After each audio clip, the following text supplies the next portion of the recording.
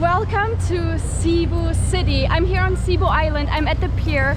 You can see all the boats over there because today we're gonna visit another island. I'm on my way to Bohol Island, the 10th largest island in the Philippines, home to the iconic chocolate hills and the world's smallest living primates, the tarsiers. And I have to take a ferry to get there.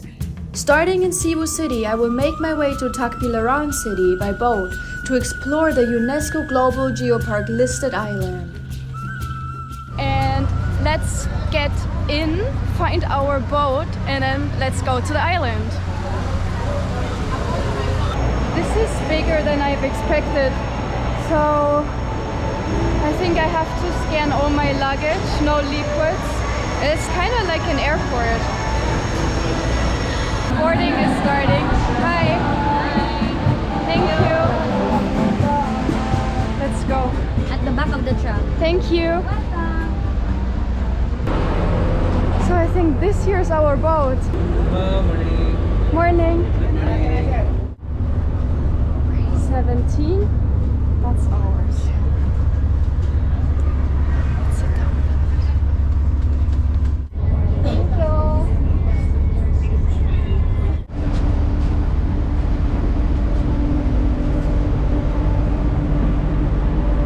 So we made it. Wow, that was a long ride. I think like 2 hours or so. I almost fell asleep. But now we're here. This island seems to be much bigger than I've expected actually. It seems to be like a real city. So let's get off the pier and figure out how this works and how we can get to our accommodation. They're actually really strict with entering the island. They're gonna search our bags. And they even have like dogs there. Not exactly sure what they're looking for. Maybe like food, I'm not sure.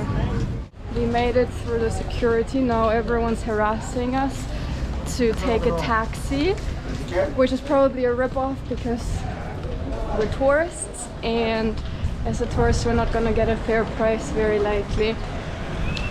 Hi, we don't want a taxi, thank you. Let's find a bike to rent. Everyone's just trying to give us like really bad quotes. It's like a 6-minute ride. I want like 200 pesos and then sell like additional tickets and stuff. It's just an Airbnb. How much do you want? Apartment. That's 40. 40? Yeah, it's almost $1. Less than $1. City Yes. go. No, that's a good price. We're gonna do that. 40. Okay, you may Thank get you. inside now. Yes, thank you. You can do. It's less than $1. It's too cheap.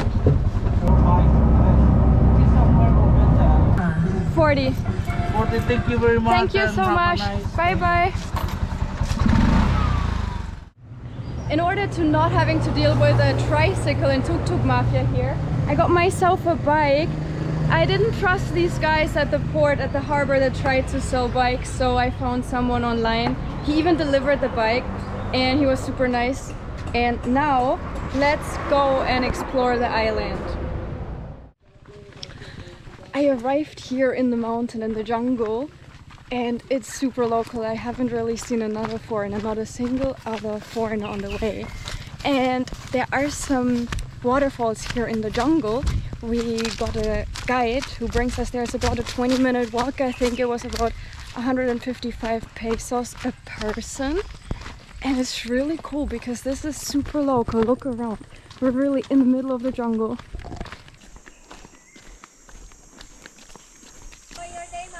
Thank you.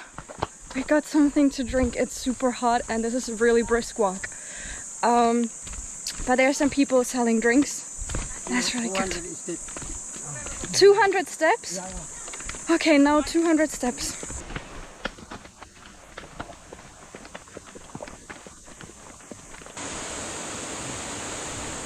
Whoa, these are the waterfalls.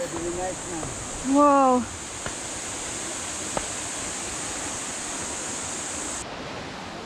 Okay, so we're almost there.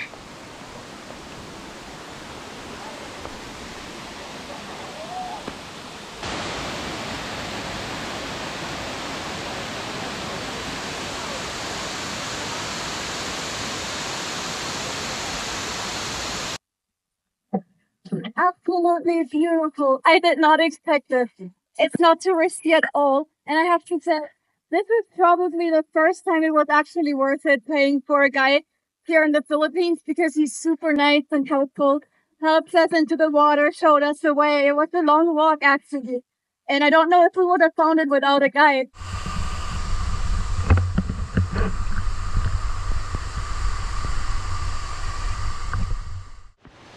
This was absolutely beautiful. Now it's time to head back because it's a very long drive, about an hour back to town. The first 200 stairs back up through the jungle. Let's go!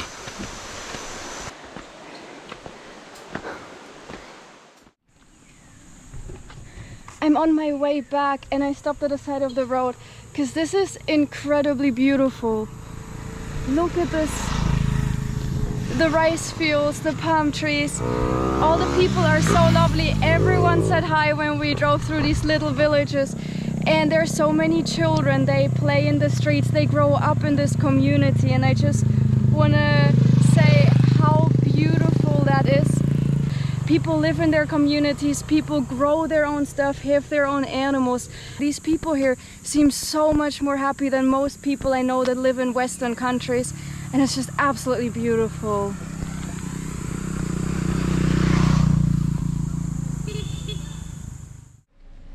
The island Bohol is home to one of the smallest monkey species in the whole world, the tarsier monkey, and I'm here in a sanctuary where we can see them. It's like the only ethical place to see them here on Bohol.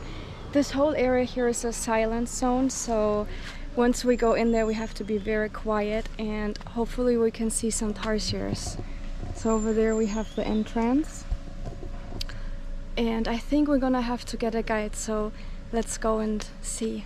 Only a very small area of the sanctuary is open to the public, the area down here. And the tarsiers have the option to leave this area whenever they want and retreat to an area which is not accessible by public. And then our tour guide brought us into the sanctuary. Throughout the tour we had to stay really quiet because if tarsiers get disturbed, they are known to unalive themselves. To prevent this, the tour guide took our photos for us.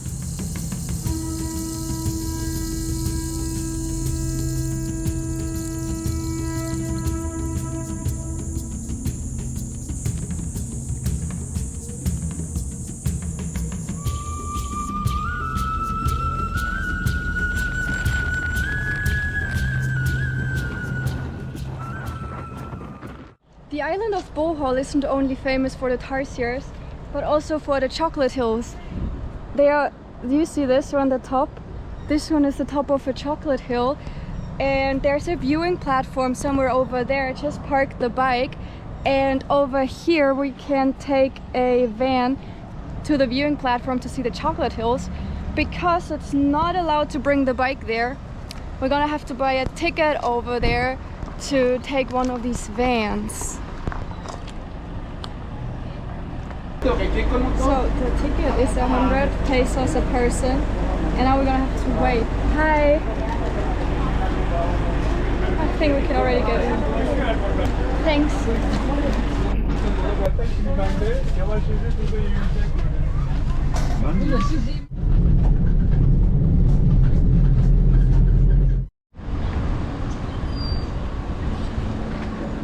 So we're here on the top, and I don't really know why it wasn't allowed to drive up here. I don't know how busy this place gets, but right now there's not that many people here. Anyways, this is the viewing platform up there. So I guess we're gonna climb up these stairs.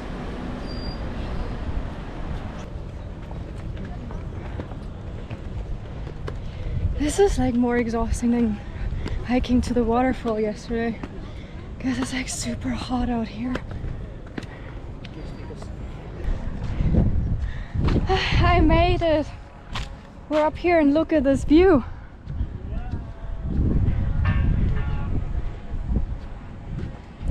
So the reason why these mountains are called chocolate hills is because in summer, in the dry season, which is supposed to be right now actually, but it's still raining for some reason, But these hills turn very brown when the grass dies in the summer, and they supposedly look like chocolate mountains.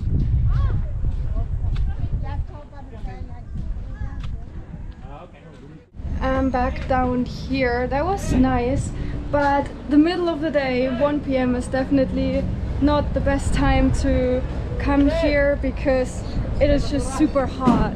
Also, legend has it that these hills were formed by two giants, and these two giants were fighting each other, and these hills are the remnants of their fights, or what's left over of their fights. And yeah, so thanks to these giants we can enjoy this beautiful scenery today.